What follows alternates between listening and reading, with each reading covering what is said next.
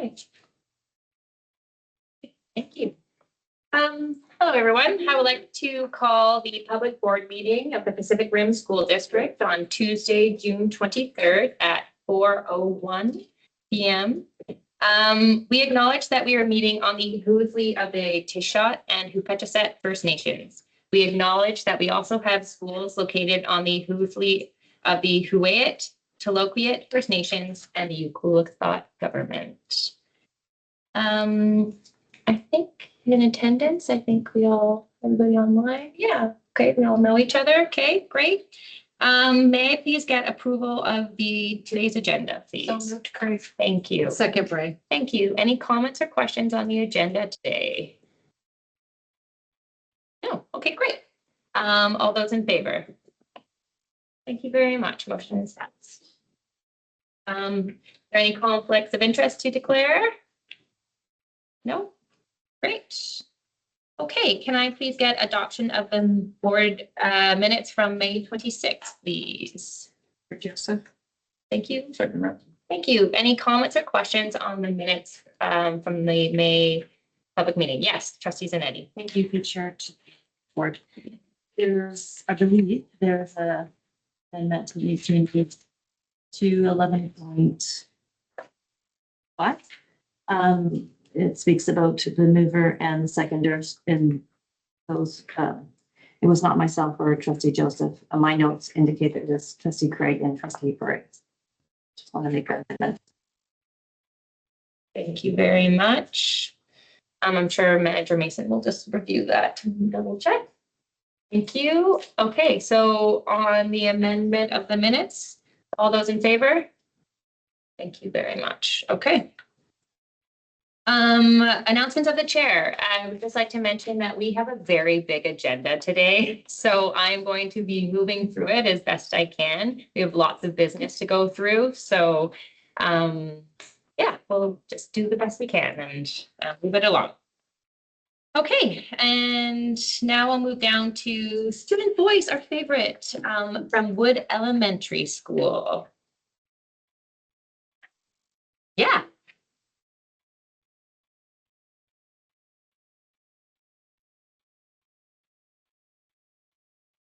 Hi, you're lucky to be down here out of the 36 degree. So just take time.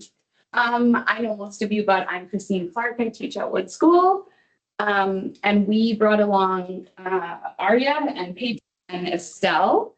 And we are just giving you a little brief introduction to our writers workshop that we do in grade 3. It's a way of addressing skills in a way that every student in class can do the work. Everyone participates in the class lessons, and then the work can meet each student at their own level. We had a little brainstorming session in class yesterday, and this is what our whole class defined writers workshop as. So you're so loud voice, just like when you write about what you read, when you write and add details to make it more interesting. When Miss Clark reads to us and teaches us something about writing. When you keep writing and get better, you have to keep doing it and don't give up making us write more. And be creative and add more details. It's when we become authors. Writing is good for your brain and it can help you create what you were thinking about. It's about learning cursive. It's learning about punctuation. It could be poetry or nonfiction writing for stories. We covered a variety of writing styles this year, but we ended with a fun unit on persuasive or opinion writing. We followed the Oreo cookie method. You write your opinion, you give a reason, an example, and at the very end, you restate your opinion. The kids came up with some very interesting ideas of things they want to happen at Wood School. You have some Dear Mr. Holman.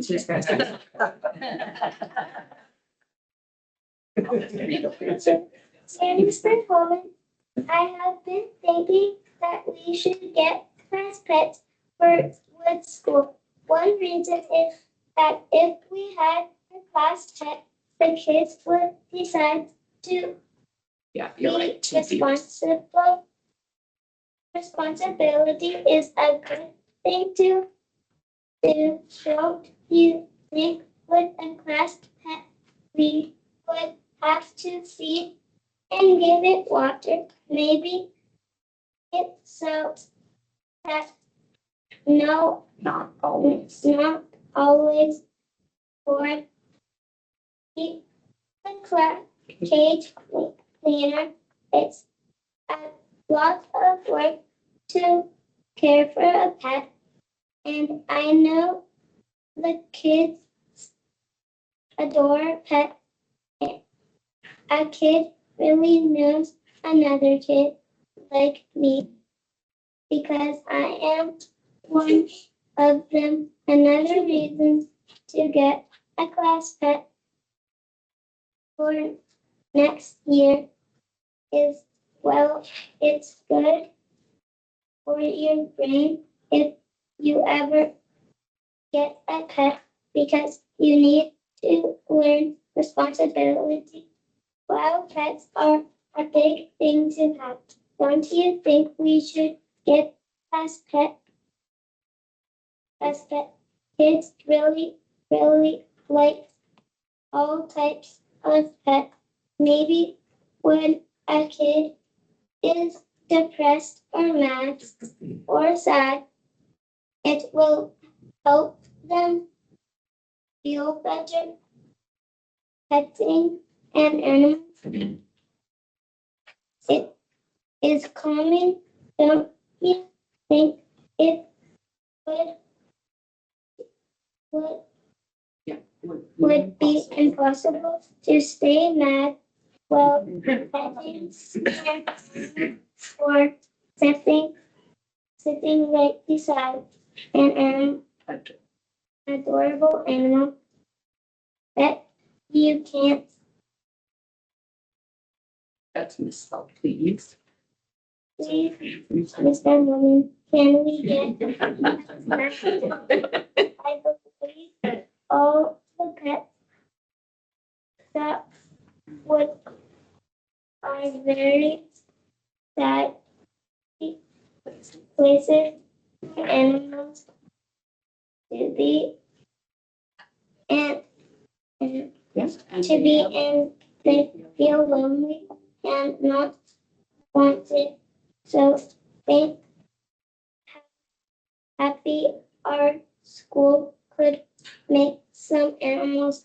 I hope you will give good news in September. Sincerely, Say your name. Harry Hager. Bar and Arya's okay with me saying this. Arya really struggles with reading and has improved so much this year, but all of those words are her words. that she-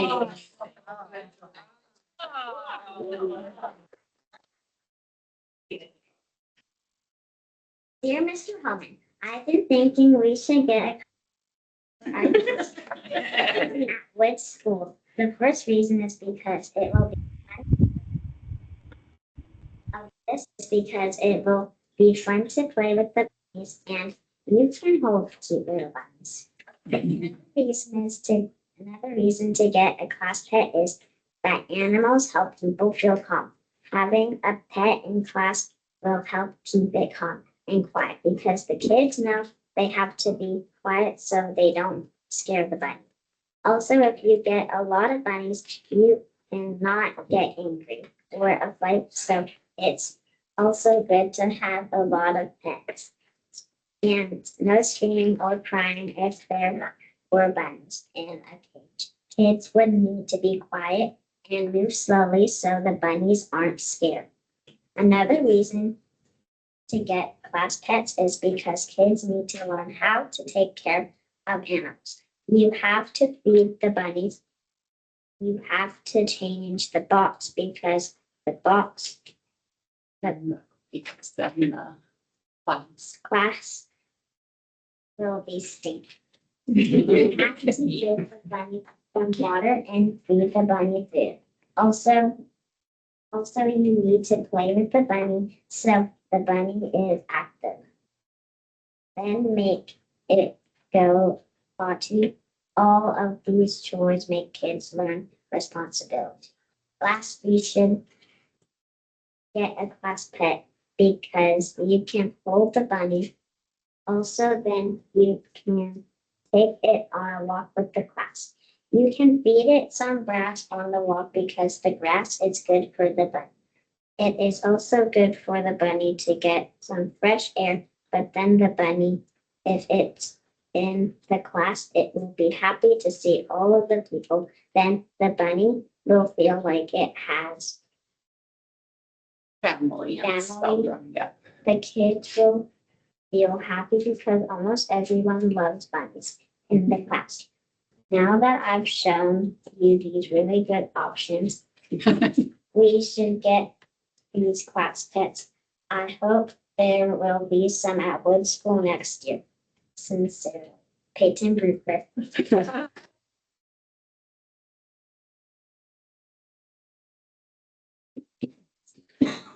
Okay, this one's not about animals. I was like, did I pick 3? I did it.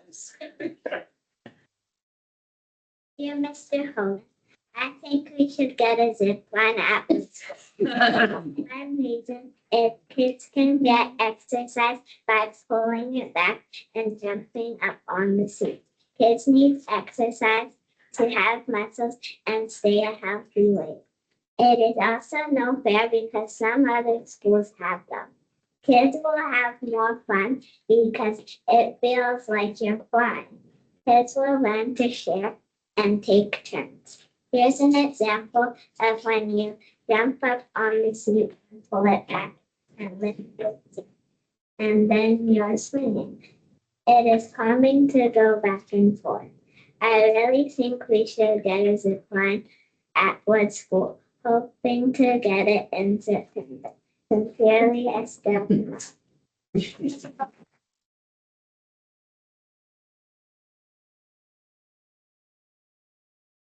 Lulu really wants to come to school this year. Oh, 1 year or so. That's fun. Guys up, Mr. Holman. That's a good job. Thank you.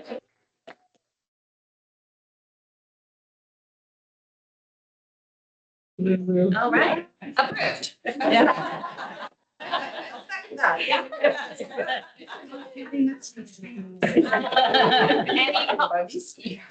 Any comments for the children before thanks? Something said, any questions? Yeah.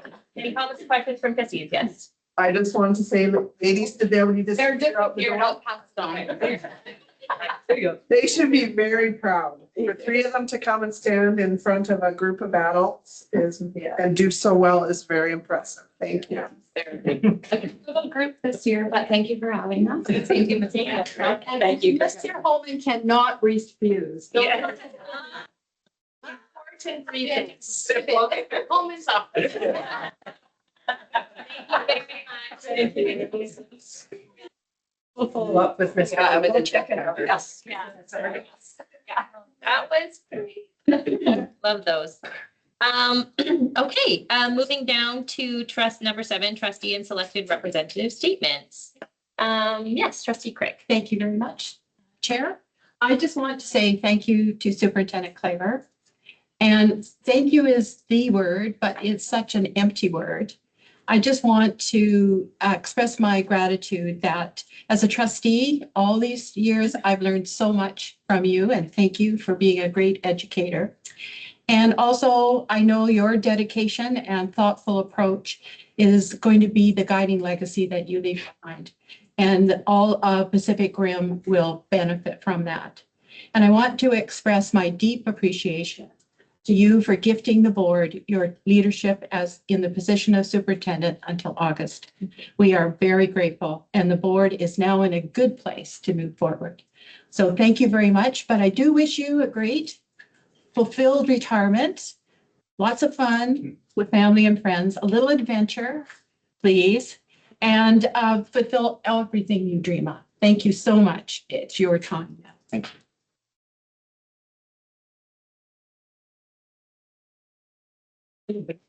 Any other trustee would like to say something? Yes, go ahead, trustee. Thank you for the chair of the board. Trustee Craig and I attended the 8th Avenue Learning Center's year-end celebration, and that was wonderful as always. And the student statements are always so touching, and it gives so much more meaning and reason why we continue to support this important program. And I also want to say they gifted the trustees a card and some necklaces. And unfortunately, I forgot, I apologize, but I will bring those to you and make sure that everyone gets that one. Oh, and one more thing, if you don't mind. Wanted to thank the ADTU members and the QP members and all of the board staff and everyone in the district for all their hard work throughout this year, their continued dedication under, it's hard being a teacher and staff. And there's always lots of new challenges. So thank you, thank you, thank you. Thank you, trustees. And any other trustees? Yeah, trustee Ransom, go ahead. We also attended the 8th Avenue Learning Center grads ceremony last week. Very enjoyable. Wonderful to see the grads walk the stage and hear some of the stories. And there was update that. Your reference, sorry there. Trustee Ransom. Okay, any other trustees? I would also just like to echo trustee Craig's appreciation for Superintendent Claver. This is his official last public board meeting. He's gonna miss us a lot. So thanks, Peter, for all your guidance and making sure that you're leaving this district in a really good place. So we appreciate it very much. And try not to go on too many vacations. I've seen Paula's list of all your places you're going, so all adventurous. Thank you. Okay, any other yes, trustee Lindsay, sorry. I forgot to thank the principals and vice principals. Oh, I just wanted to make sure that I didn't forget. There's so many people. So if I forgot anyone else, then I need to. anybody else? No? Okay. Moving on down to number 8, petitions, delegations, and presentations. I will go to Principal McCullough for the Governor General Award 2025. So this is the spot. Yeah. Yeah. I wrote down a few things about the Governor General's medallion. And I will introduce our winner here very quickly, but it's been around for over 150 years. It's presented to the top achieving academic student who graduates from an accredited institution. There's a whole list, including Pierre Trudeau, Kim Campbell, Tommy Douglas, who have won the award over the years. They actually have, and this is a part I didn't know, they also offer this at the undergraduate, the graduate level as well. So it carries on from here. They don't have any monetary value, but you are allowed to award one per school. So it's the top achieving student, and it's based on all of the courses that they have on their transcript for the grade 11 and 12 year, and it's inclusive of any course or stream that you're taking.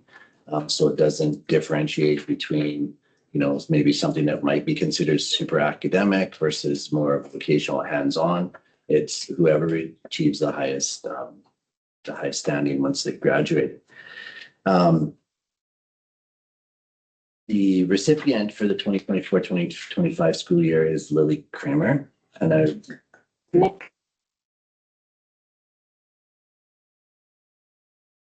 it's my second year at the school, so I would love to be able to tell wonderful stories about Lily and how when I first saw her enter the building as a grade 8. She's come, but I really only got to know her a little bit last year, and we did cross paths a few times. And as we got closer to graduation and we started talking about things like scholarship and bursary night, I kept kind of seeing this name pop up, Lily Kramer. So I wasn't surprised when we ran the numbers a couple of weeks ago and came up with the Lily as the winner. So I did look at her transcript. And I laughed because I don't know about how many of you have like a keepsake box where you keep old things like transcripts and report cards. I still have one, and I was in the crawl space before my shoulder surgery, digging around for something, and I looked at an old transcript and I was like, ooh. Done pretty well. Considered. But I think Lillian, you would know better than I think we might have got a 92 was the lowest mark I could find in grade 11 and grade 12. And that was countered by lots of 97, 98, several 100% marks. So really outstanding, and worked very hard, obviously. And I'm happy to be able to award you this lovely piece of paper with your name. Piece of paper with your name on it. As well as the medallion itself is in there, and there's a little pamphlet that comes with the medallion that talks a little bit about it. So congratulations and all the best. I'm sure you're in a wonderful spot to do some great things with all that academic prowess you have. Congrats.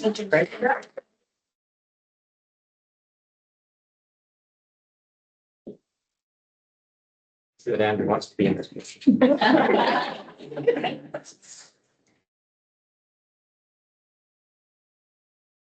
Tell them where you were in grade 8.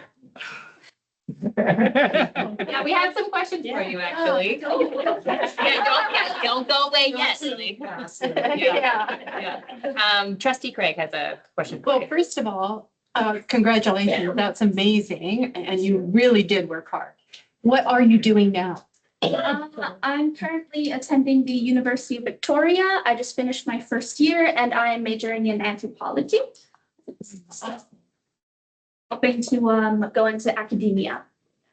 Awesome. Well, congratulations. Well done. Congratulations.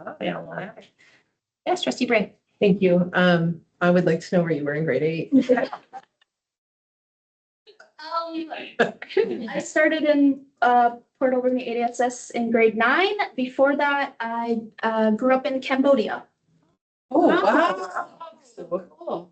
From a young age, like raised. Since I was born. Cool.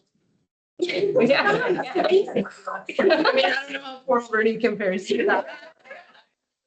Easy transition for you, but yeah, it's different. Good job. Wow, that's amazing, Lily. Any other questions from trustees? Oh, yeah. Go I ahead. know that you were heavy in theater here when you were in high school. Is that continuing? I joined the UVic Improv Club. You know, really have a theater program open to everyone, but I do. Perfect. Good job. Congratulations. though. Congratulations. That's impressive. Any other questions for? Just quickly, when you're out and about, you're doing all your study, you think about us, send us a little note, say, this is what I'm doing now, because we are really interested. We want to know how you're managing as you go forward, because you're going to do great things. Okay?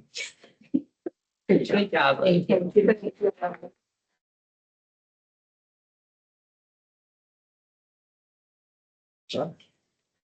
Look at all those things. That's great. All right, moving on down to 8.2, audit plan presentation with Nora Lee. Hi there. Good afternoon. Can you hear me okay online? We can, thank you.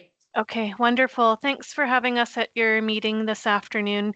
We'll just touch on a couple of the highlights of the audit planning report, which is included in your package. I know it's a really busy agenda today, so we'll keep our comments brief. In terms of the audit plan, we have started with a calculation around materiality. Given the changes in staffing of the finance team this year, we have not proposed a significant change to materiality, and it is on the lower end of the materiality range for school districts at 2% of total budgeted revenues. So that yields materiality of about 1.4 million. and a posting threshold of 70,000. A small increase year over year as the budgeted revenues have increased, but in general still fairly low, and we will apply our discretion over communicating adjustments below the 70,000 to management to ensure that they're understanding and have the time to investigate any root causes towards those items that may be below our threshold. In terms of the accounting and audit standard changes this year, there have been none.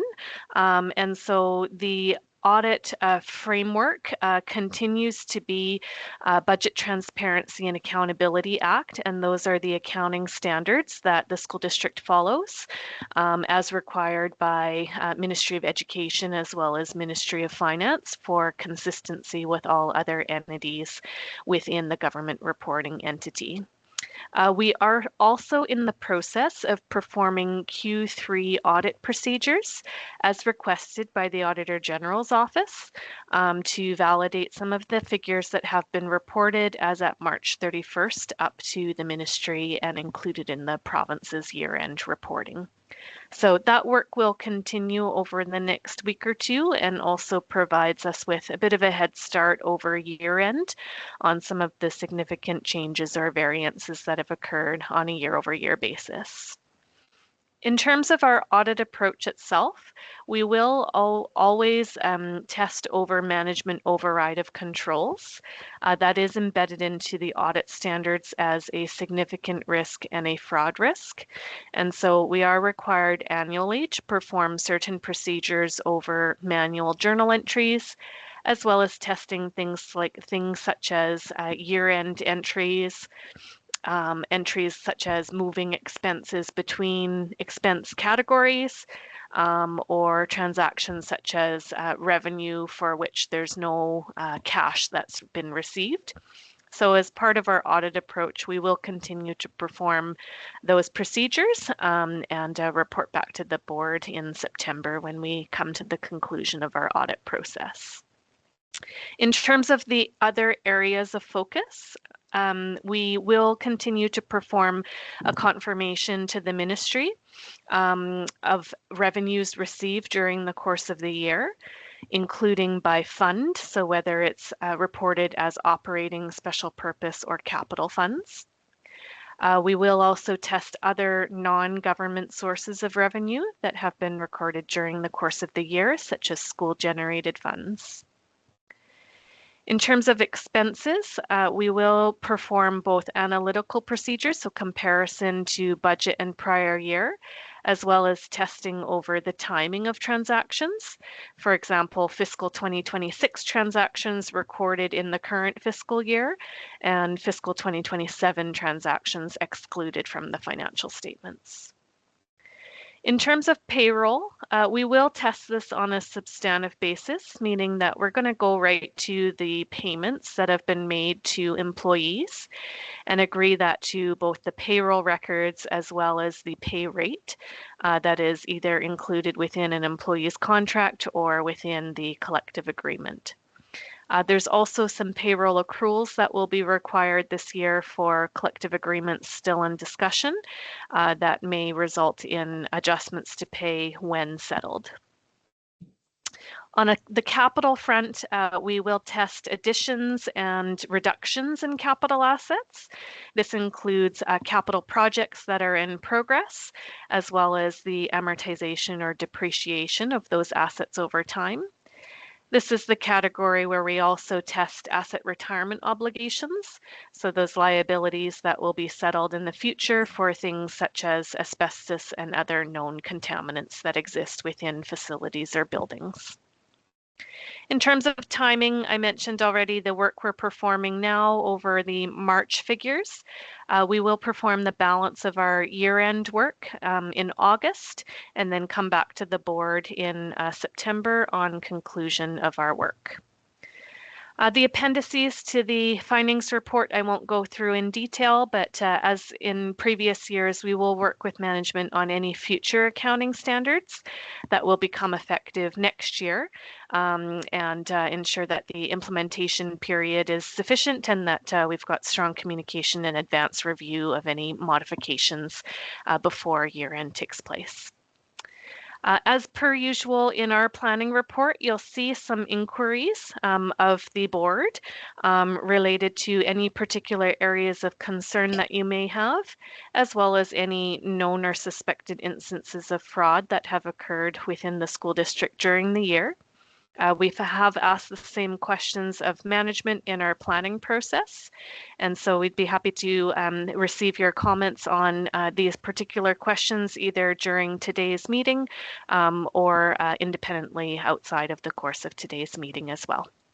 So those were the highlights I wanted to touch on in this planning report, and happy to address any questions you may have. Thank you, Lenora. Comments or questions regarding this? No, I think we will get back to you from the board later on those questions. That's okay, Lenora? Thank you very much. Yes, sounds good. And you have already stated just with the changeover in our finance department, we're hoping for a smoother process this year. So onwards and upwards. Yeah, no pressure, Terry. So thank you very much, Lenora. And yeah, that's all from us. Thank you. I'd also wanted just to take a moment to introduce our manager on the audit this year. Ayomide, do you want to say a quick hello and introduce yourself? Thank you very much. Can everybody hear me? Yes.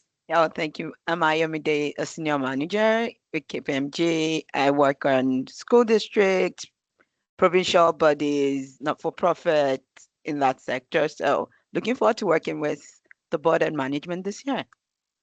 Thank you. Nice to meet you. Yeah, looking forward to working with you too. Okay. Great. Thank you. Thank you. Okay, moving on through. 8.3 ADTU member survey presentation. Wendy, ADTU VP. Oh, and Ryan, ADTU. Sorry, I thought it was just Wendy. Oh, okay, you're just kidding. Okay. I'll forward if I just say slide. Next slide, me. Thank you.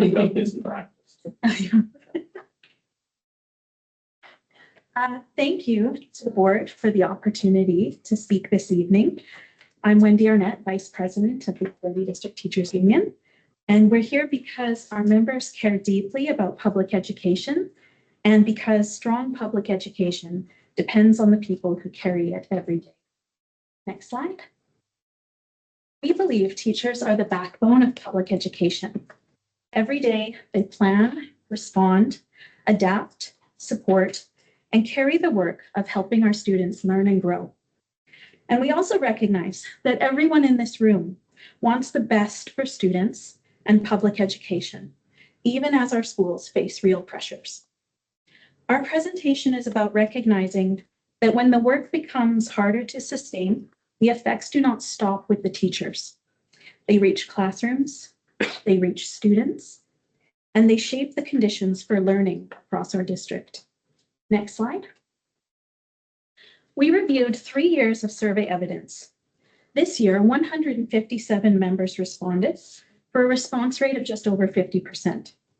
Taken together with the clear repetition of patterns across the 3 years, that gives us a credible and meaningful picture of our members' experience.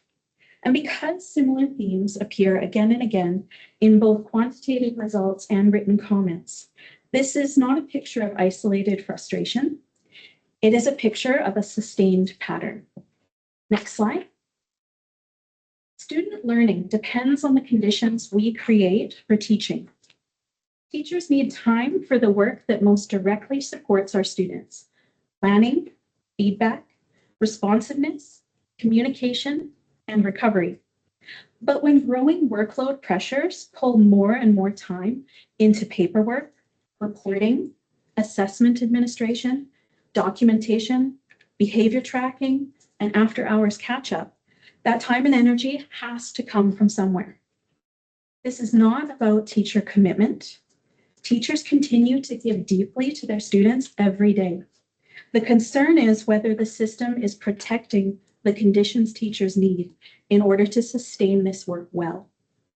Ultimately, the conditions we create for our teachers become the conditions we create for our students. Next slide. Across 3 years, the same warning signs persist. The specific percentages move somewhat from year to year, but the broader pattern remains consistent. Workload stays high, energy after work remains low, and reported district-level support remains low. That consistency is important. It tells us this is not one difficult semester, one stressful initiative, or one temporary adjustment period. It suggests a more persistent structural issue, one that requires a structured response. Next slide. On workload, the pattern remains clear.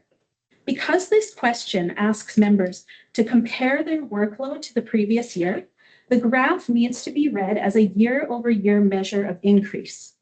In 2023-24, 69% reported that their workload was more or a lot more than the previous year. In 24-25, that was still 58%, and in 25-26, it remained 55%. So while the percentage moves somewhat from year to year, the takeaway is clear. Workload remains above a sustainable level. In every survey year, a majority of our members reported that their workload had grown compared to the year before. The written comments help explain why. Across the 3 years, teachers repeatedly described added reporting and assessment demands, data entry, paperwork, behavioral complexity, support gaps, and work extending beyond the regular workday. Next slide. The second concern is what happens after the workday ends. In 2023-24, 54% of our members disagreed or strongly disagreed that they had enough energy left over after work to meet the responsibilities of their personal life. In 24-25, that rose to 58%. And in 25-26, it remained at about 57%. So again, the pattern is persistent. For many teachers, the issue is not simply that the day is busy. It is that the day leaves too little behind. This matters for well-being. It matters for retention. And it matters for students, because a system that regularly drains the people who carry it is not a system that is easy to sustain. Next slide. The third concern is district level support.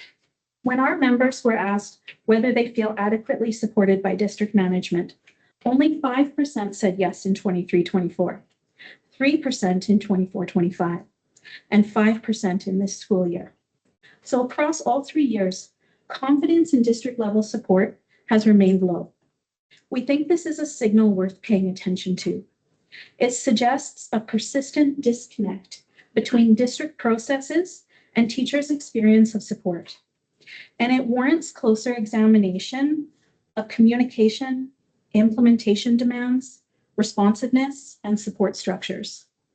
We are not suggesting a single cause here, but when the pattern remains this consistent over time, it points to a need for reflection and meaningful improvement. Next slide. When we look across the survey comments, several system pressures appear again and again. Teachers describe reporting, assessment, and documentation requirements. They describe paper and clerical workload. They describe rising behavioral and classroom complexity, along with gaps in staffing and support. And they describe work that does not end with the school day, but continues into evenings, weekends, and time that should otherwise be used for rest, family, and recovery. The frustration teachers describe is not with the core work that they came into this profession to do. Many comments affirm commitment to students and a love of teaching. What they are signaling concern about is a system structure that keeps adding demands to work that already requires deep skill, judgment, and care. and that over time erodes the conditions needed for teaching and learning to thrive. Next slide. And when those pressures keep building, something gets crowded out. Teaching time gets crowded out. Responsiveness to students gets crowded out.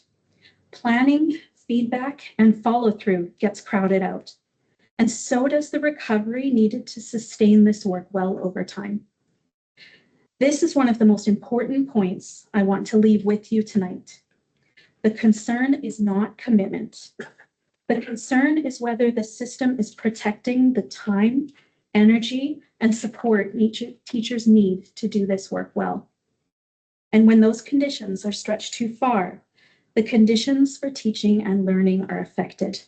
Students feel that too. The concern takes on added urgency when the district's own Enhancing Student Learning report is also reporting an overall decline in literacy achievement across multiple measures. We are not suggesting a single cause, but we are saying that when core parts of teaching are being crowded out, and the district is also seeing declines in student literacy outcomes, that is a pattern that the system needs to take seriously. And when experienced teachers begin saying the job no longer feels recognizable or sustainable, that becomes more than a staffing concern. It becomes a warning sign for the system. In a district already facing absenteeism costs, it also becomes a strategic. Next slide. Our members care deeply and are doing everything they can for students, but care alone cannot make an unsustainable system sustainable. When demands continue to grow without enough attention to what can be simplified, better supported, or more thoughtfully sequenced, the impact does not stay with the people doing the work. It is felt in classrooms where time and energy are drawn away from instruction, responsiveness to students, and the planning and feedback students need to learn well. Students feel those effects when teacher capacity is stretched too far, even when teacher commitment remains strong. We recognize that the board will determine the most appropriate path forward. With that in mind, we offer a practical next step for your consideration that reflects the seriousness and consistency of what the survey evidence shows. We respectfully ask the board to consider, by fall of 2026, requesting a report from the superintendent that identifies the key workload pressures affecting teaching and learning and recommends concrete next steps, timelines, and a reporting structure. We offer this suggestion as one possible way to move concerns toward a more organized and thoughtful response. The longer this pattern continues, the greater the cost to teaching and learning. Next slide. The evidence before us is consistent, and the message is clear. The current pattern is not sustainable. What remains is for us to decide whether the conditions around this work will match the importance of it. Thank you for your time and consideration. Thank you, Wendy. Very well done. You have a great presentation. Comments or questions from trustees? Yes, trustees. Chair to EDG representatives.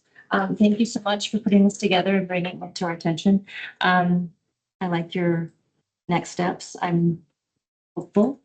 I feel confident that the incoming superintendent is listening and is very small, will have the ability and the capacity, because board of staff are so busy, to attend staff meetings or whatever and create deeper connections. So I think that is something that's lacking and that might help here. So thank you for all this. I do want to also reiterate, or not reiterate, say that I know from my experience, pardon me, is that board office staff, all staff care deeply about teachers. They care about all forms of staff in the district, QP, your principals, and everyone. So, and I see them continuing to try to make the best choices for our students and reflecting on your needs as well. So thank you. Always take the opportunity you have all these avenues to discuss things with all the board office, and everybody wants the best thing here. I see people wanting the best for teachers and everyone and students. So I always encourage people to continue to work together and try to find those common senses make it work. I think that's always the intention from staff, the board office staff. So once again, thank you so much. I appreciate you taking the time and sharing, and I keep hearing the same message. So I'm hearing it acknowledged everywhere. So I'm always thankful and have positive expectations.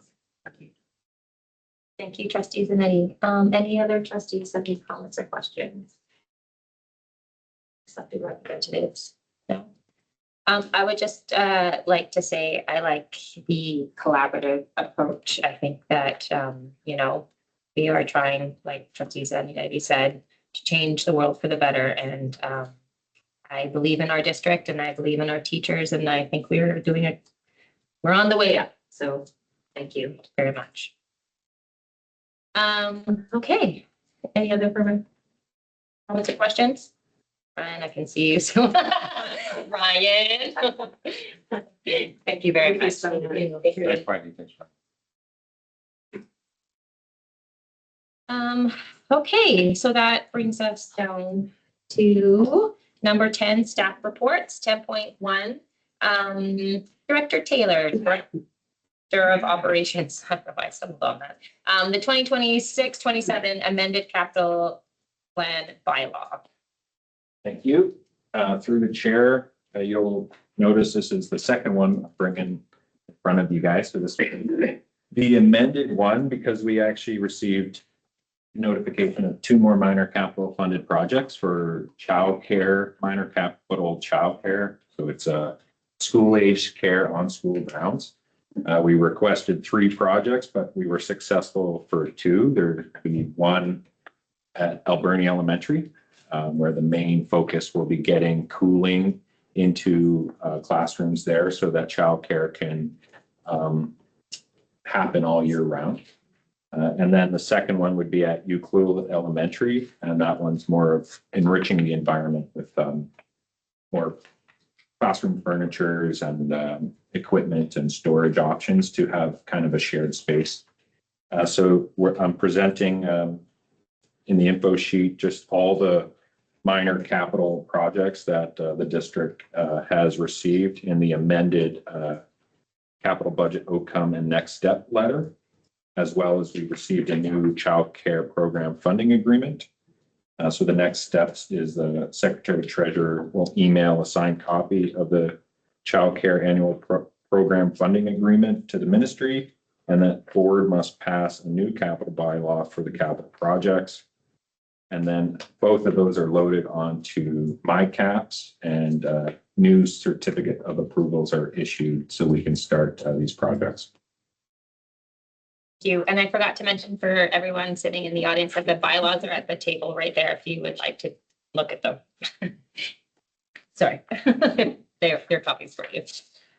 Thank you, Alex. Okay. So I need the first motion, please. Yes, Trustee Craig.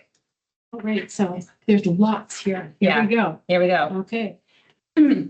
That the Board of Education approve all 3 readings of capital bylaw number 2026/27 CPSD 70-02 in the June 23rd, 2026 public board meeting. Thank you. Can I get a seconder, please? Okay, all those in favor? Oh, great. Okay, approved. Thank you. And now can we get the bylaw read? Who would like to? If I must. Oh, sorry. Okay. No, I'll do this. Oh, okay, sure. Trustee Brady. Okay. Thank you. Capital bylaw number 2026/27 CPSD 70-02 capital plan 2026-27. Whereas in accordance with section 142 of the School Act, the Board of Education of School District number 70, Pacific Rim, hereinafter called the board, has submitted a capital plan to the Minister of Infrastructure, hereinafter called the Minister, and the Minister has approved the capital plan or has approved a capital plan with modifications. Now, therefore, in accordance with section 143 of the School Act, the board has prepared this capital bylaw and agrees to do the following. A, authorize the secretary treasurer to execute a capital project funding agreement related to the capital projects contemplated by the capital plan or the capital plan with modifications. B, upon ministerial approval to proceed, commence the capital projects and proceed diligently and use its best efforts to complete each capital project substantially as directed by the minister.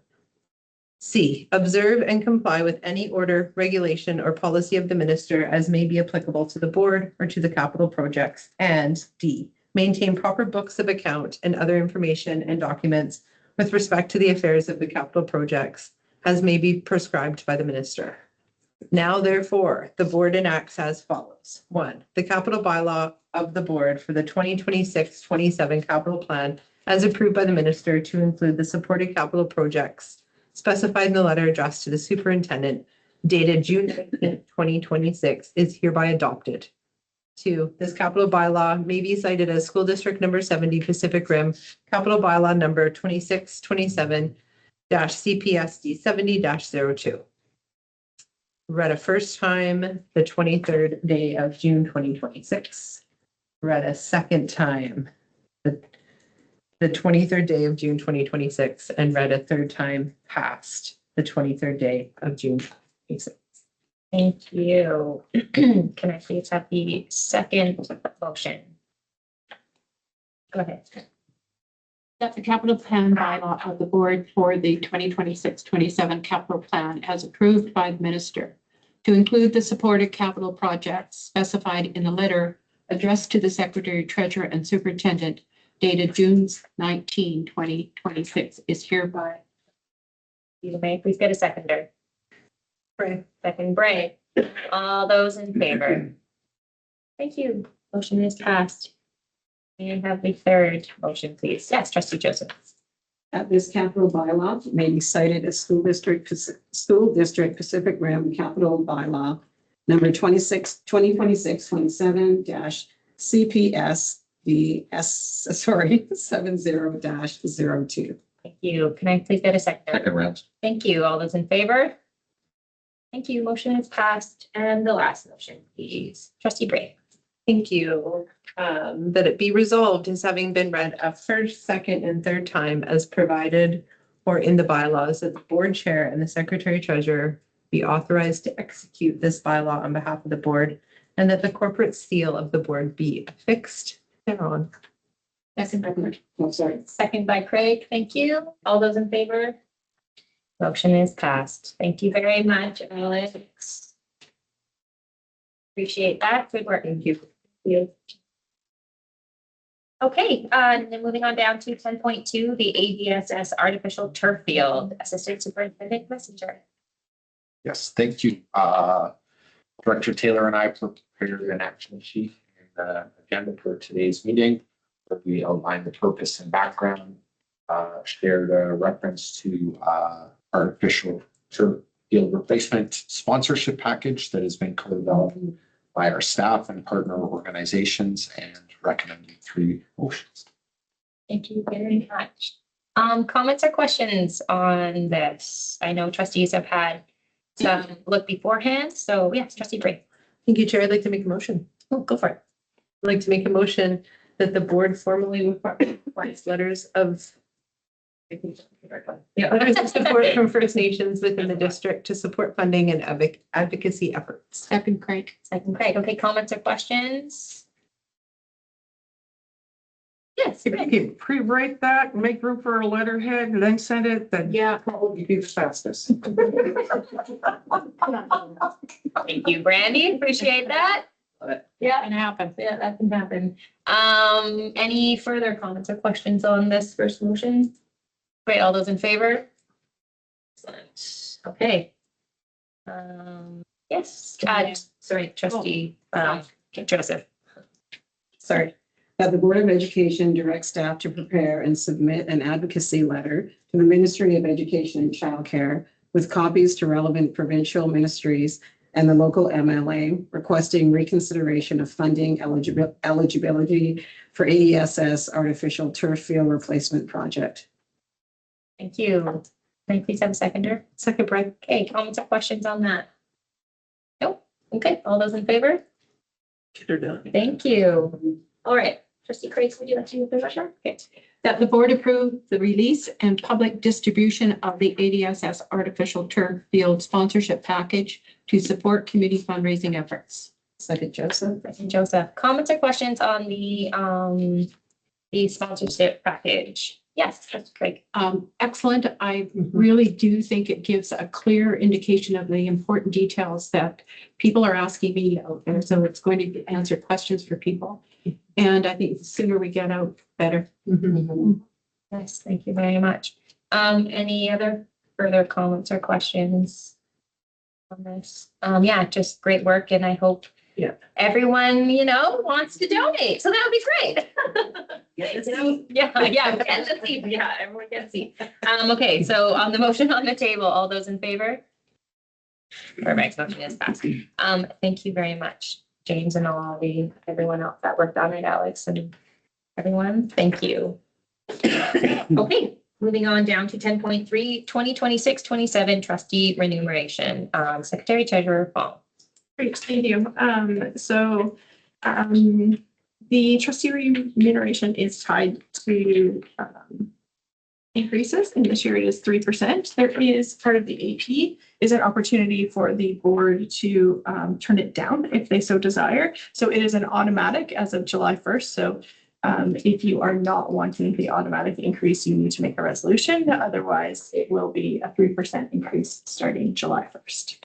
Happy to answer any questions. Thank you. Trustee Bray, then Craig. Thank you. I would just like to make a motion. Oh, okay. I would like to make a motion that the Board of Education decline the 3% increase in trustee remuneration for the 26-27 fiscal year. Second, Craig. Second, Craig. Okay, comments or questions by trustees on this? Yes, trustee Zanidi and then trustee Washington. Thanks, your chair. Yes. And board. This is always a tricky one, right? Of course, politically, we're going to say, yes, let's not do this. And I understand why. I mean, we've so many cuts and everything, and I agree with that. My other thought is that trustees have value, and we set it up. We passed a motion 2 years ago to have it automatically be in line with EDTU rates, so that we didn't have to kind of be put in tricky situations. I'm not saying we shouldn't be in this, like we shouldn't raise this question, but I just want to point out some of the things as I struggle with this because, of course, like I said, you don't want to take it away from students, but you want to value trustees. You want to set them up like the next board for success. Financial compensation is one consideration for people that might want to consider doing this. When I look at the 3%, what it actually means for me as a trustee would be half a tank of gas a month. That's what the increase would be for me when I looked at the numbers, because I do about 20 hours a week, averaged over the 4 years. It's just over minimum wage. So those are the factors that I struggle with. And we also passed at the last public meeting where we had an opportunity to discuss this then as well, I might add, that we were not going to raise the funds that we use for governance for all of the conference and stuff. And it's not sufficient funds to actually attend all the conferences. We maybe don't need to go to all of them, but the new trustees, a trustee, there might be new trustees, right? There probably will be, won't have that opportunity. So I worry about more and more cuts because maybe the stipend would help them go to the other events. We did have a savings, the trustees, the governance, we had a bulk saving over the 4 years, if I'm not mistaken, for around 10,000. I might be off on those numbers. So we saved there. We're not increasing our budgets. I don't want to undercut the future trustees. And I want to make sure they remain valued. And this is, like I said, an easy thing to say no to 3%, which is, like I said, for me, half tank of gas, the $3,500 for the year for the board. I believe that would be covered in, board office staff's, what do you call it? Gas allowance or whatever. So I'm struggling. I'm struggling. I'd love to hear what other members have to say. Trustee Washington. Thank you, Chair. I have concerns just as trustee Zanetti does. When we keep putting off giving the trustees any form of increase, and this is $500 a year, so it's not even $50 a month. We put ourselves in a position where potentially 3-4 years down the road, we have to increase it by 12% because we haven't kept in line and kept going. I don't undermine what anybody else does, but $3,500 to me is peanuts in the budget the size that we have. I know we're trying to do our best to show that we are trying to save funds as well. But I just as trustee Zanetti said, I struggle with this one as well. I know that other organizations in the community are looking at significant increases for their leadership at this time, and they make significantly more than we do. And it's just a tough one for me. Thank you. Okay, trustee Craig. Thank you. Thank you, trustee Zanetti and trustee Washington. I share your feelings as well. However, this board did get 2 increases in our term. And we have had a difficult year in managing budgets, making sure that we're being as responsible as possible. True, $3,500 in a $70 million budget is quite small for sure, and wouldn't make a big difference other than maybe there'll be a small stack of books that won't get purchased at some point. But I do think that at this point, we can consider it again if we return as trustees next year. There's another June coming up, and it will come to us at that time. But at this point, I think our responsible decision as we are managing tight budgets is not to add another $3,500 to that budget expense. Thank you, trustee Craig. Yes, I would just like to mention I am also not in favor. I'm in favor of the motion. I think it is just fiscally responsible of us. We're making hard decisions everywhere else, and I know this is a hard decision for us. Yeah, I'm going to be voting in favor of the motion. Yes, trustee Bray and then Washington. Thank you, Chair. Through you to the board, I made the motion, so I am obviously in favor of this. It is not the time. I know it seems like half a tank of gas isn't a lot, but 7 half a tanks adds up, and I just don't believe it's fiscally responsible of us to vote for that increase. I think that we are compensated for what we do. I won't say well, but I don't know one person on this board that ran to be a school trustee for the remuneration. So I'm very grateful at the end of the day to have something. I think it should be 5 times what it is for the amount of work of a trustee as I'm coming to the end of my term. But we've got a whole district of staff to support, and we have this big budget, and if we're making cuts in our buildings, on our grounds, around our district, then I don't know how we could ever justify giving ourselves a raise at this point. Thank you very much, trustee Bray, trustee Washington. Oh, and then Ransom. Sorry, I just lost what I was going to say. Okay, trustee Ransom. Well, thank you, Chair, through you to the group. Yeah, I have mixed feelings about this too. On the one hand, not taking a raise sends a message to the district that we are concerned about balancing the budget and maintaining funds in the classroom, et cetera. On the other hand, I think that the compensation that trustees receive is severely inadequate for the role that we play in this in this democracy. And I think it's important that individuals other than people who are retired or self-employed seem to be the ones that can take the time and afford to be trustees. And it's more difficult for working people to take time off, and people with kids to take time off if they haven't got childcare. So I'm gonna be voting against the motion on principle. I think that, if it is a shortage of money, it's, behooves the government to fund school districts properly, and, funding for trustees is just a small piece of that, but I think, on principle, I think school districts need to be funded. The school system needs to be funded properly, and it's not. Thank you. Thank you, trustee Ransom. Yeah, sorry. Thank you, Chair. I did recall what to say. There is the opportunity as well if we decide, or if we turn down the motion and this goes ahead, that individual trustees can then give back their increase through a donation. Yes, thank you. Okay, any other further comments or questions on this? I will go to vote. All those in favor of the motion? Or not getting an increase? Okay, are you for it? I do not want an increase. So you are for the motion? Okay, so, and all those opposed? Okay, motion is carried. Thank you very much, even though I knew because it was 4 and 3. Just thought I would do it anyway. Motion is defeated. Okay. Oh, Karen, sorry. Just keeping you on your toes. Thank you. Sorry.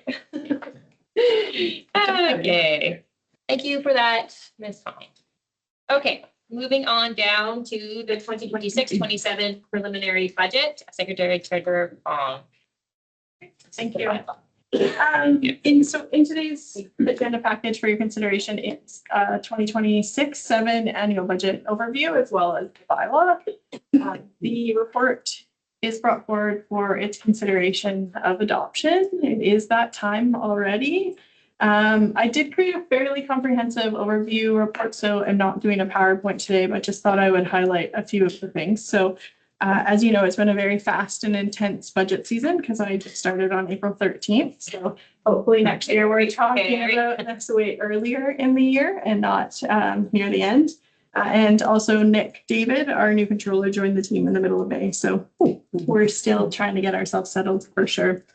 In terms of budget, the forecast is for a declining enrollment, which affects our revenues moving forward, partially offset by funding protection, but to mitigate that impact, however, that funding protection is short term. So really kept that in mind as we were building this package.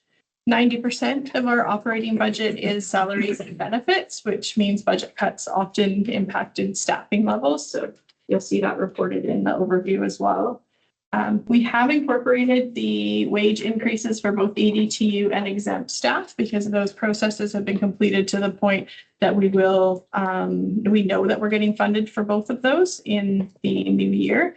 However, QP has not been confirmed for us. So QP raises, although it's going to be 3%, we have to finish the local bargaining before we're allowed to incorporate it into our budget package. So they are a known quantity, but we have not included that at this time, but it will be funded by the ministry. One of our focus areas of this budget was really looking to see if we could pivot any of that off of the operating fund and into those special purpose. So a lot of time was spent looking at that classroom enhancement fund, and the district will be applying for $1.47 million more in CEF funding this year to try to help alleviate a bit of that pressure. It has been a very challenging process because of the lack of accumulated surplus or contingency to mitigate any unexpected expenses that we might incur. So we really need to start building back that surplus reserve for, especially with a declining enrollment environment, so that we can kind of have some ability to pivot mid-year when needed. So we have budgeted for about $600,000 of surplus this year. However, there is a lot of things to check on the ground, I'll call it, in September when we actually have actual enrollment numbers and class sizes and compositions and things. So I'm not so sure that number will be the same when we get to an amended budget in February, but that is where we're going to start the year.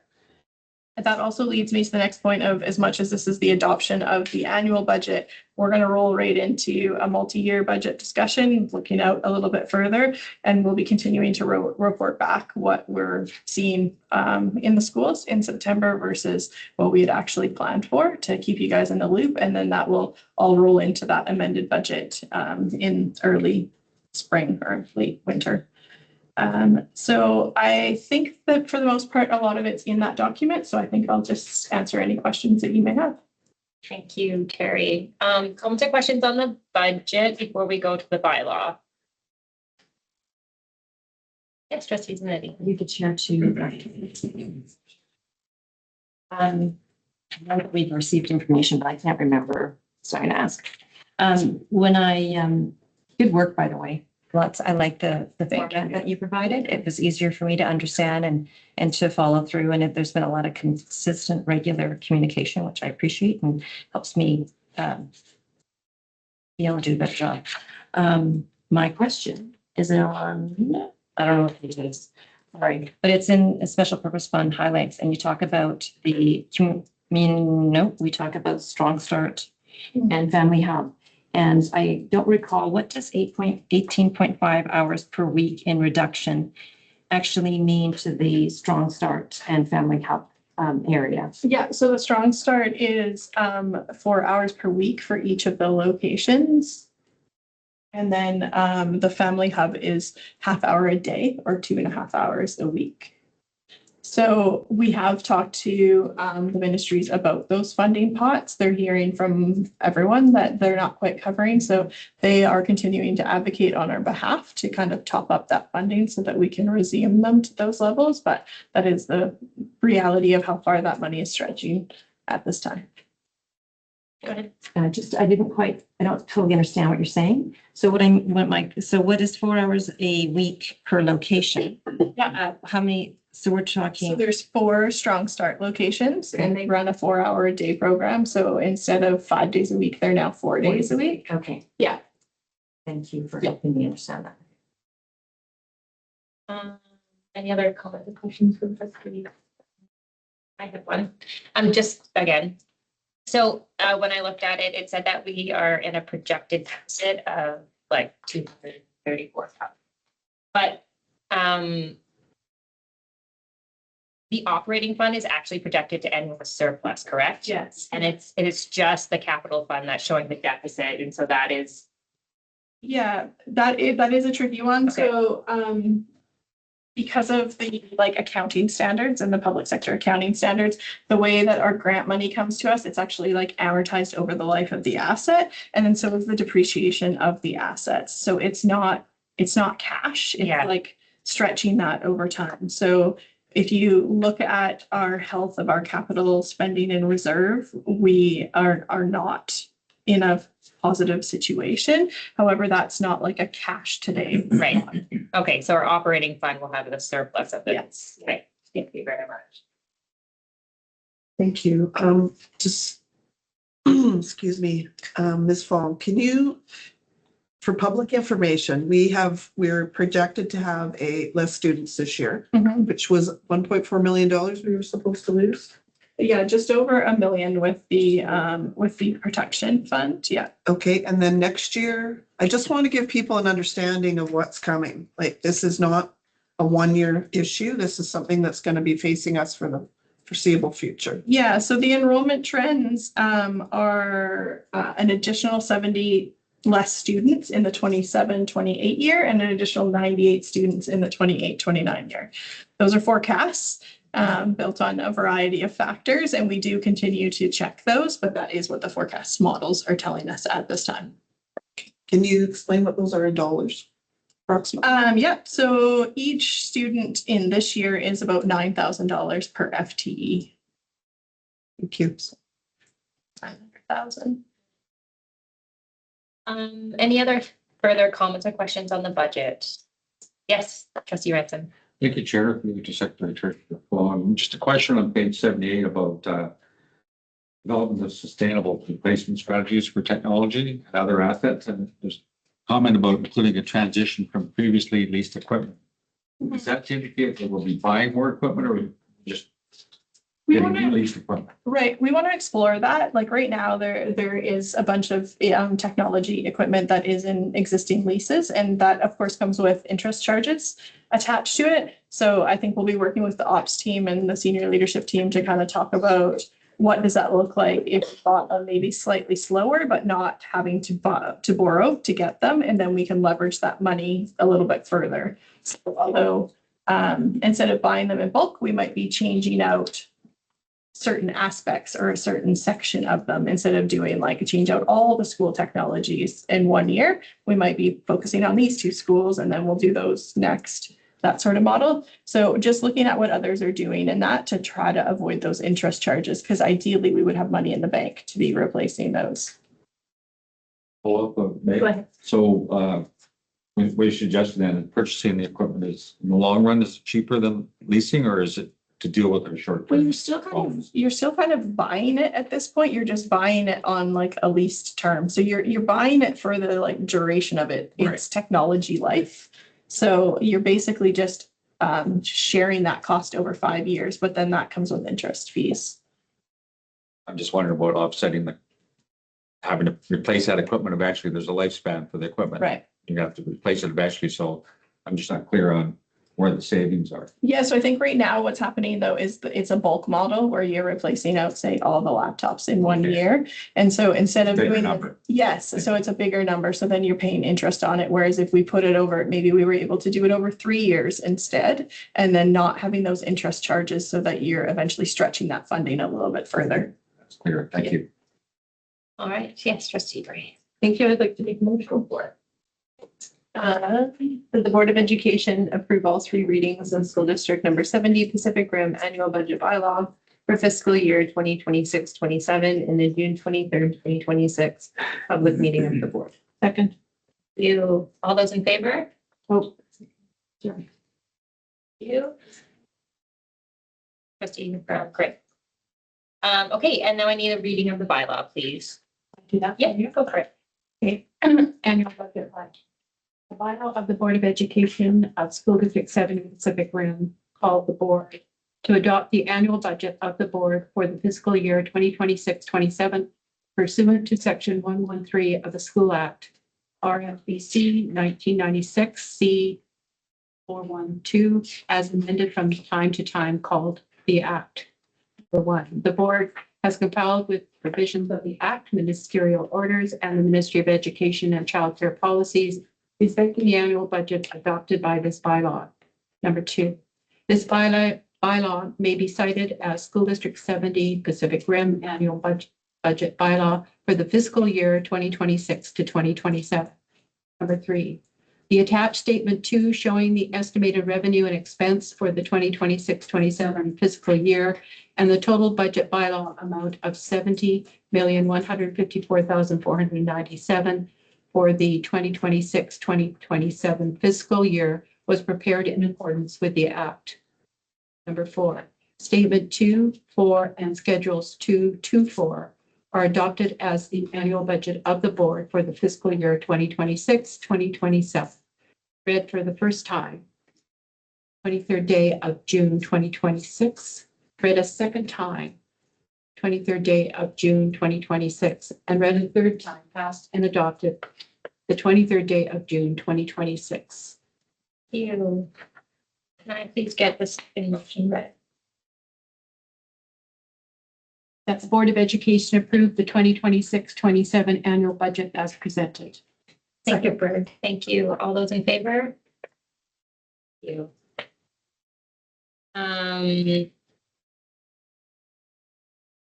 Can I get the last part? Be it resolved.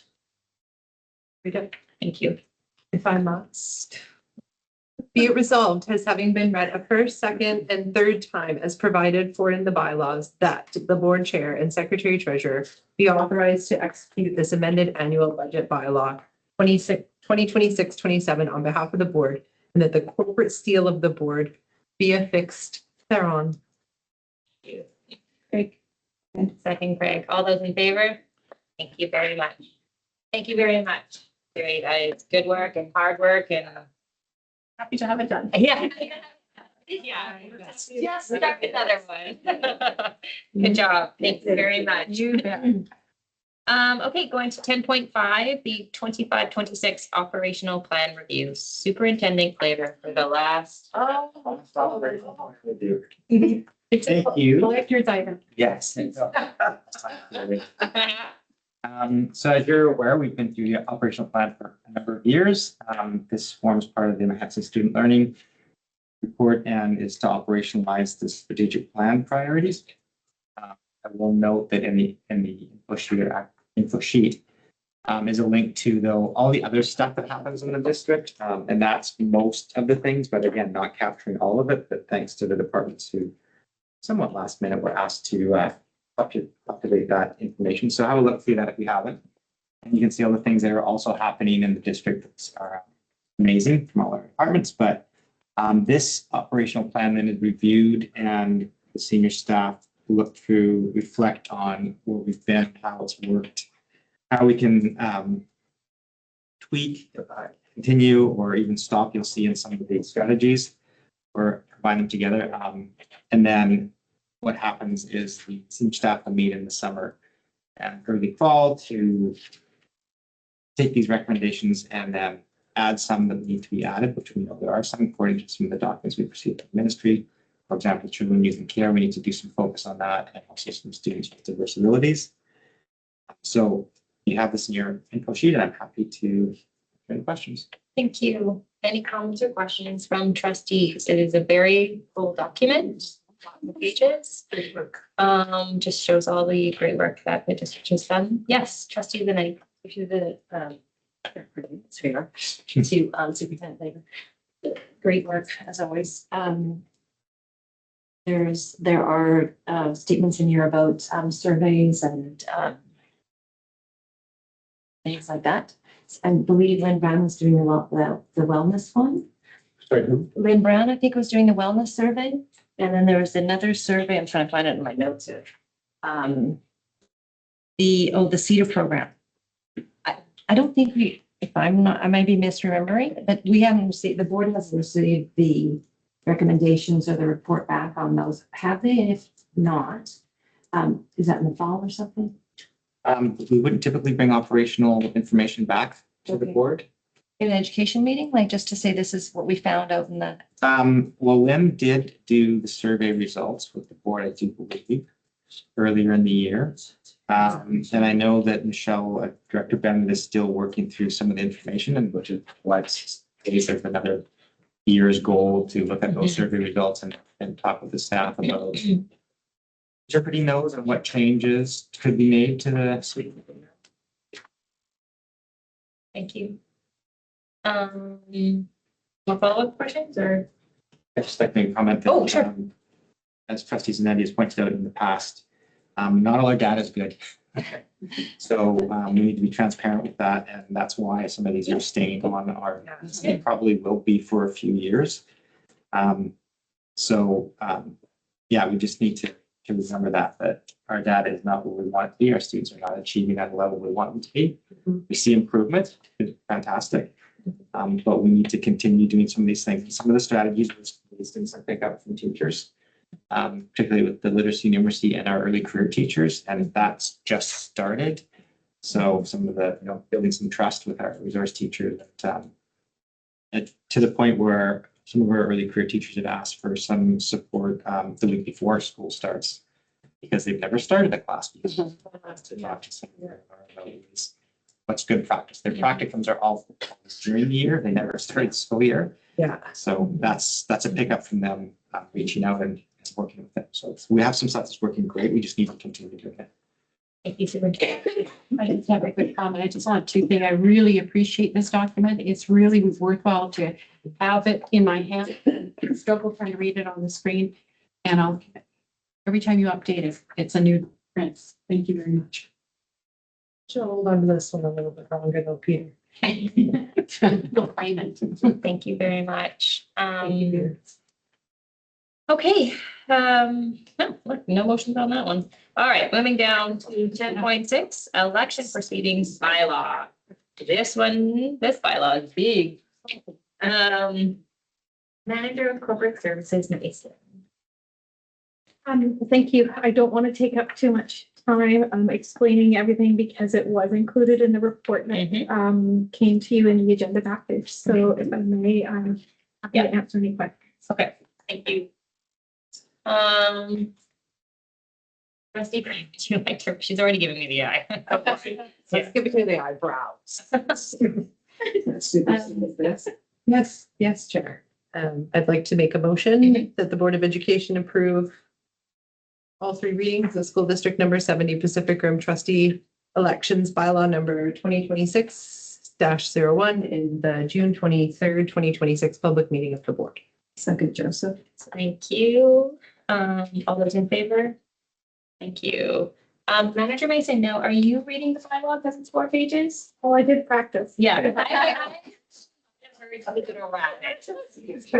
gonna rock. Yes. This is recorded, so. What a way to end the year. Get into the rhythm and away you go. Yeah. Go for it. Bylaw, don't look at me here. Peter needs to look. Bylaw to establish procedures for the conduct of trustee elections. The Board of Education of School District Number 70 Pacific Rim wishes to establish procedures for the conduct of trustee elections. Accordingly, the Board of Education of School District Number 70 Pacific Rim in an open meeting enacts the trustees elections bylaw number 2026-0. Number 1, scope of bylaw. This bylaw applies to both general elections and by-elections except as otherwise indicated. Number 2, trustee electoral areas. In School District Number 70 Pacific Rim, trustee elections are held in the following trustee electoral areas. Number 1, City of Port Alberni, Alberni-Clayoquot Regional District, electoral areas A, Banfield, B, Beaufort, D, Sprout Lake, E, Beaver Creek, and F, Cherry Creek. Number of trustees for that area are 6. Trustee electoral area number 2 is consisted of District of Ucluelet, the District of Tofino, and electoral area C, Long Beach of the Alberni-Clayoquot Regional District with 1 trustee representative. Number 3, definitions. The terms used in this bylaw shall have the meanings assigned by the School Act, the Local Government Act, and the Local Elections Campaign Financing Act, except as the context otherwise indicates otherwise. Board means the Board of Education of School District Number 70 Pacific Rim. By election means a trustee election other than one conducted as part of a general school election to fill a vacancy on the board in any of the circumstances described in Section 36 of the School Act. Chief Election Officer means the person appointed to perform the duties of Chief Election Officer as set out in the School Act, Local Government Act, and Local Elections Campaign Financing Act. Local government means, as applicable, the Alberni-Clayoquot Regional District, the City of Port Alberni, the District of Ucluelet, and or the District of Tofino. Minister means the Minister of Education and Childcare. School District means the School District Number 70 Pacific Rim. Number 4, voters. Voting in a trustee election shall be limited to only those electors registering to vote at the time of voting.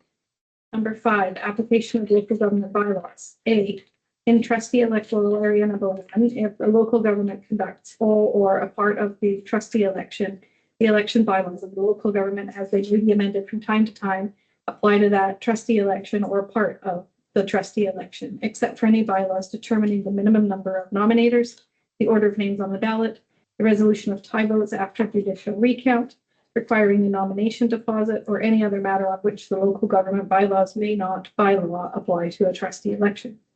B, in trustee electoral area number 2, if a local government conducts all or a part of the trustee election, the election bylaws of the local government, as they may be amended from time to time, apply to that trustee election or part of the trustee election, except for any bylaws determining the minimum number of nominators, the order of names on the ballot, the resolution of tie votes after judicial recount, requiring a nomination deposit, or any other matter on which the local government bylaws may not, by law, apply to a trustee election. Number 6, required advanced voting opportunities. Unless the board is exempted from the requirement by order of the minister, an advanced voting opportunity will be held on the 10th day before general voting day. B, unless the board is exempted from the requirement for an additional advanced voting opportunity by order of the minister, an additional advanced voting opportunity will be held on the date specified in the bylaws of the local government conducting the trustee election, and if no such date is specified, on the 3rd day before general voting day. If the 3rd day before general voting day is a public holiday, the additional advanced voting opportunity shall be held on the next day. 7, additional advanced voting opportunities. The chief election officer may establish dates for additional advanced voting opportunities for each trustee election and may designate the voting places and the voting hours for these voting opportunities. 8, additional general voting opportunities. Chief election officer is authorized to establish additional general voting opportunities for general voting day for each election and to designate the voting places and voting hours for such voting opportunities within the limits set out in the Local Government Act. 9, order of names on the ballot. The order of names of candidates on the ballot will be determined by law in accordance with the local government. And resolution of tie vote after judicial recount. In the event of a tie vote after a judicial recount, the tie vote will be resolved by conducting a law in accordance with the Local Government Act. 11, number of nominators. The minimum number of qualified nominators for a trustee candidate is 2. 12, nomination deposit. No nomination deposit is required for nomination for the office of school trustee. 13, public access to election documents. A, the board authorizes public access to nomination documents of trustee. I, during the regular office hours at the board's office from the time the nomination documents are delivered until 30 days after declaration of the election results.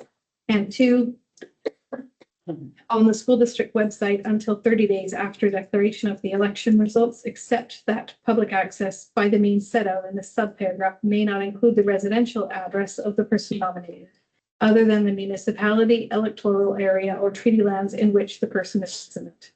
B, the board will make available to the public at the board's office and without charge internet access to the disclosure statements or supplementary reports required to be made available by the BC Chief Electoral Officer on an Elections BC authorized website other than 3, a mailing address or residential address of a significant contributor, or 4, a telephone number, mailing address, or residential address of a candidate until 5 years after general voting day for the election to which the trustees' disclosure statements and supplementary reports relate.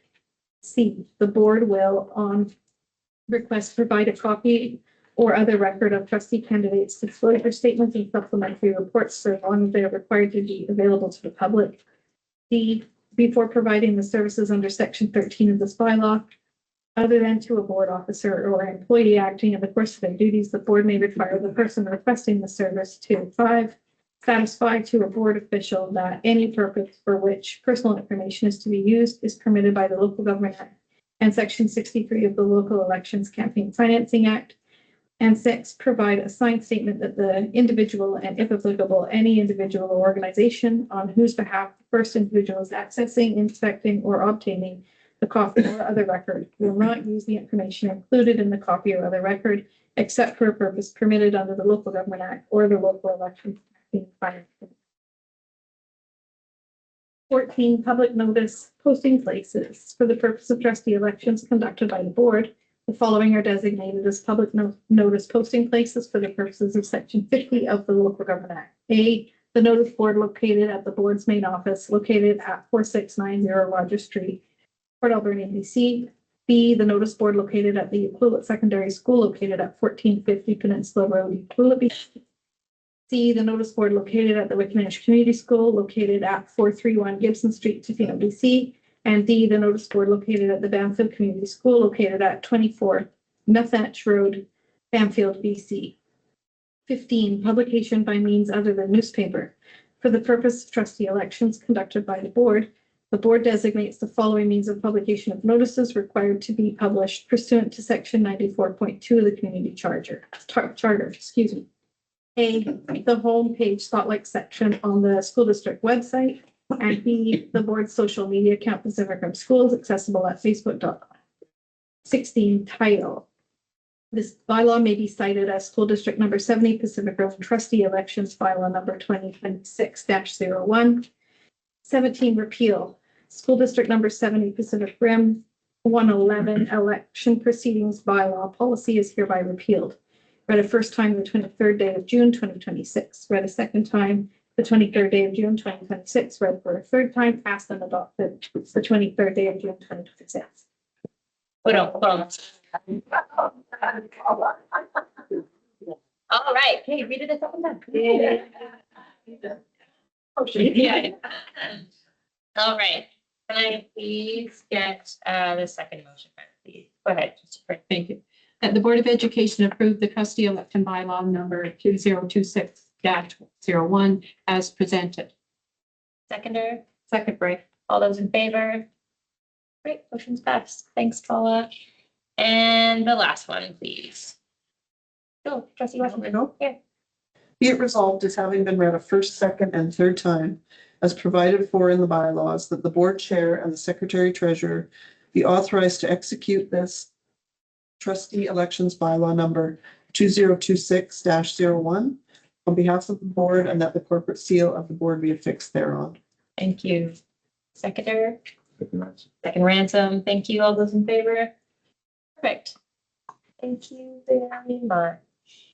Oh, yes. That's a question about the difference between the regional district or the school board running the election. Is there cost implications for that? Like if you were to run it here, Yeah. yeah, we would have to run polling stations in, the board could choose where you'd run polling stations. I guess you definitely would have to run some sort of presence on the West Coast, whether you operate 2 or 1 out there. Bamfield, I would say you'd have to run something, and then you could choose to do 1 or multiple here in the valley. And I think we had talked about this before, and Paula had kind of said that it would have been more expensive if we would run it on ourselves. Right. And there is school boards that do, but it is more cost effective to do it through the regional district. And like economies of scale, like the largest school district could probably afford to do more so than we could. Yeah, I would also say it depends on the size, like in the regions and. Yeah, definitely. It's a small population. Yeah. Does the board contribute any financial, Yes. Yes. to that? Yes, I think it's up to 72,000 this year. It's based on actual costs of the agreement. So if there isn't a requirement to run a polling station on the West Coast, for example, then the regional district would have to pay for that component themselves moving forward. But the flip could happen as well, where if the regional district doesn't need to run for an Area C director on the coast, but the school district does need a West Coast election, then the school district would pay the full portion of that. Right. So. Thank you. Thank you. Okay. Moving down to 10.7, 2027-28 minor capital plan submission approval. Director of Operations Taylor. Thank you. Through the chair, on September 30th, we applied for our minor capital funding. I wanted to get this in front of the board before September, just to ensure it's taken care of well in advance. So you'll see in the info sheet, the projects we're requesting minor capital funding. So they're listed in priority based on different programs. So not in total priority, but for the set funding, they're listed in priority, CNCP and so forth. So we're looking for funding for Wiccan Community School Phase 2 interior construction, 8th Avenue re-roof, and then various re-roofs across the district for SCP funding. CNCP funding, remediation of existing geothermal grid at ADSS. Alberni Elementary School Phase 1 unit ventilator upgrade.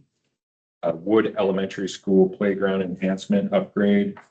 And then 4 bus replacements. So we have 4 buses in our fleet that are above 15 years old, and that's the Class D requirement for replacement. And then 8th Avenue kitchen upgrade for the food infrastructure program. Thank you very much. Any comments or questions before we get started? And I'm just going to go down the line. No? Okay, Trustee Zanetti, may you start with the first motion, please? That the Board of Education directs staff through the superintendent to apply to the 2027-2028 school enhancement program for Wiccan Community School Phase 2 interior construction for $400,000. And that this project be at no additional cost to the board other than that provided through this targeted funding. Thanks, Secretary Joseph. Secretary Joseph. All those in favor? Motion's passed. Thank you. Trustee Ransom, will you read motion number 2, please? Yes. That the Board of Education direct staff through the superintendent to apply to the 2027-2028 school enhancement program for 8th Avenue Learning Center's re-roofing project for $900,000. That this project be at no additional cost to the board other than that provided through this targeted funding. By trustee Craig. All those in favor? Motion is passed. Thank you. Trustee Joseph, number 3. That the Board of Education direct staff through the superintendent to apply to the 2027-2028 school enhancement program for various school re-roofing projects for $200,000, and that this project be at no additional cost to the board other than the provided through this targeted funding. Thank you. Second by Bray. Thank you. All those in favor? Thank you. Trustee Bray, number 4. Dear Mr. Holman.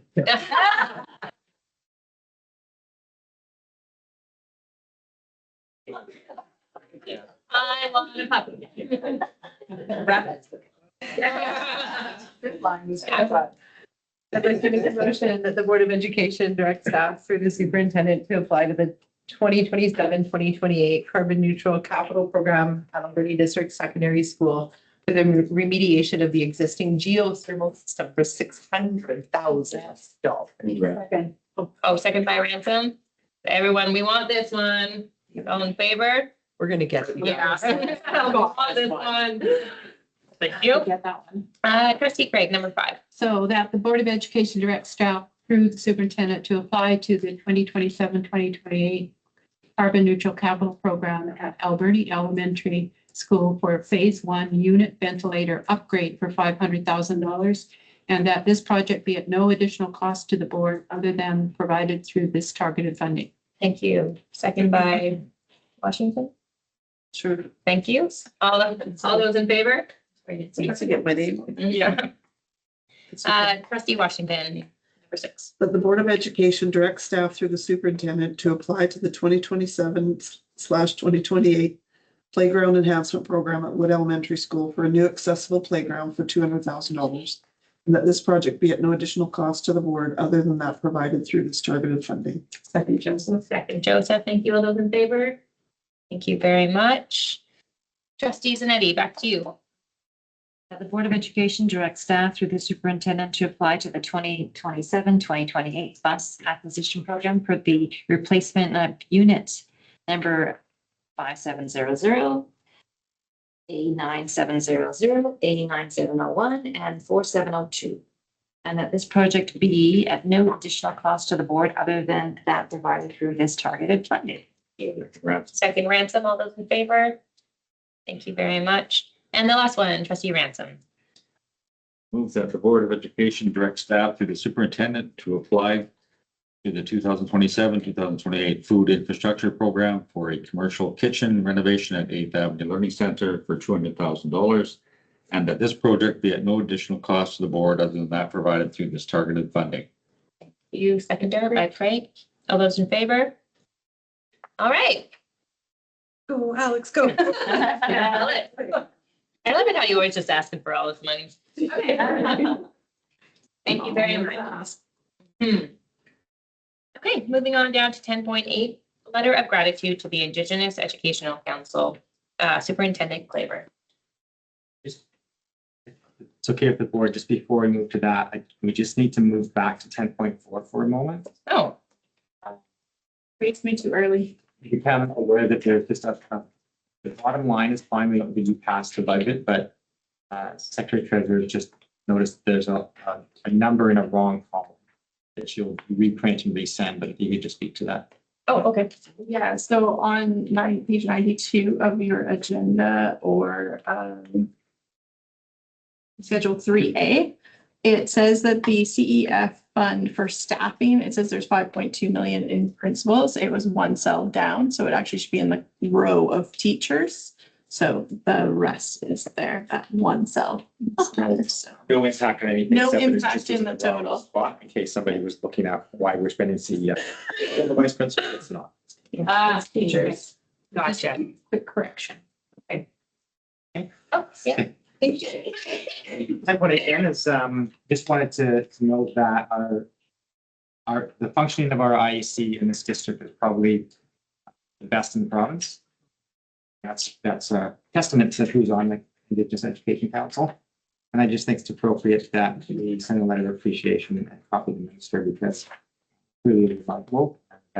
In particular, they've recognized that the money that they are directing towards the district, they understand our staffing timelines and are really listening and working with us.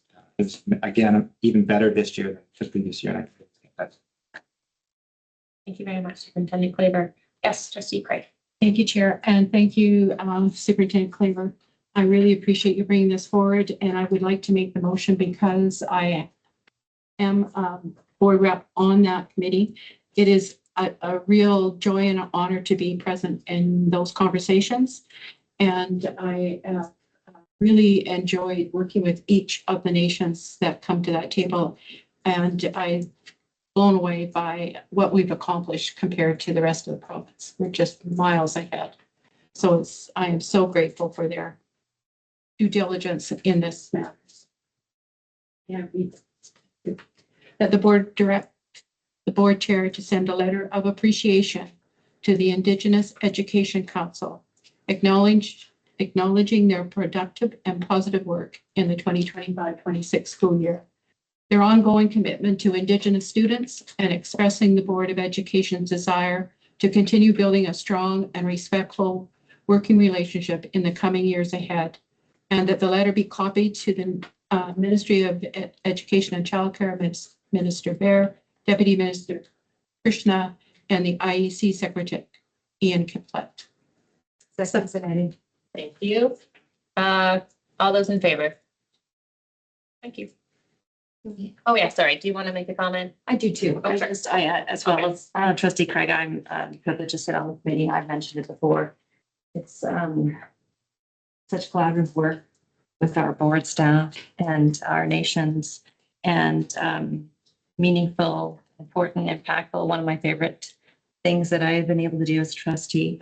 And I just want to acknowledge my thankfulness as well to everyone that participates, and how I believe that committee is making a difference in Indigenous all students really, but Indigenous students and communities and relationship building. And just thank you.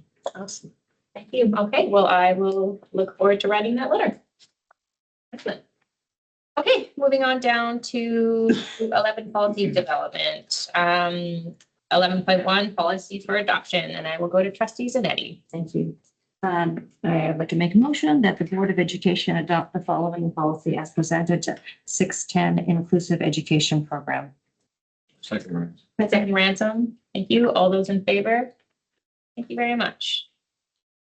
11.2 policy for public consultation. Trustee Zanetti. Thank you. That the Board of Education approve the following policy and administrative procedure to be published for 30-day public consultation period as presented. Video surveillance facilities and school bus 7200 health and safety policy. Policy 100 mission, vision, and values, confined space entry, working from heights, rental of district facilities, which also, that one also has a removal in there, another policy to look at. Provisions of menstrual products to students and scent considerate environment. By Trustee Craig. Comments or questions? All those in favor? Thank you very much. Okay. We'll move down to number 14. This is just correspondence for information. So it's in the package. So the Sprout 14.1, the Sprout Lake Area Electoral Area D official community plan referral. I don't believe we have any staff comments on that. Nope. Okay. And then 14.2 was the letter from Minister Bear that she sent out to all parents and everybody in the province. Nice letter. And then the 14.3, the public engagement survey, childcare in BC. For reference, Trustee Ransom had asked us to put that in. That's really just for parents and providers, and not really feedback from the school district, but it's just good information for the public. And then 14.4, our spring 2026 newsletter, which was amazing. Lots of things going on. So also just for, I know it went out, but also just for public awareness, we wanted to include it within our package. So thank you to the district for all the hard work and everything that's going on there. It was great. And moving on down, we have to 16.1, special policy committee minutes. That was just to finish all of our policies. And then I'll move on down to 17, audience questions. Yes. So most people know who I am. I'm Andrew Schneider, Vice President of QP727.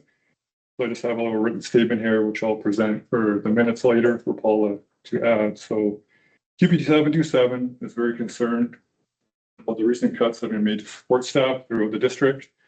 These reductions include 13 educational assistant positions, 1 utility position, 1 payroll clerk position, 1 ADSS advising secretary position in the Career Center, 1 youth outreach worker position, reduction of hours for the dispatch position, elimination of 1 of our only 2 painter positions, leaving 1 single painter responsible for maintaining the interior and exterior of schools and district facilities across Pearl Barney, Vapula, Ucluelet, and Tofino.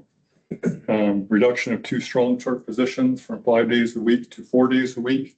So that's only 16 hours, and those members aren't entitled to benefits because they're under the threshold. And through attrition, the reduction of clerical positions from 12 months to 10 months, affecting minister support during busy times of the school year. Elimination of the ADS security specialist, audiovisual technician position at the high school who does security, and there's no security at the high school. QP727 believes these cuts will have a direct negative impact on student success. The key priority for the board strategic plan, reducing frontline support positions, weakens the service, and supports students rely on every day while increasing the workload on the remaining staff. Rather than eliminating positions that directly support students in schools, we believe the board should look to reduce management and administrative costs to address the budget pressures. Thank you, Andrew. Okay.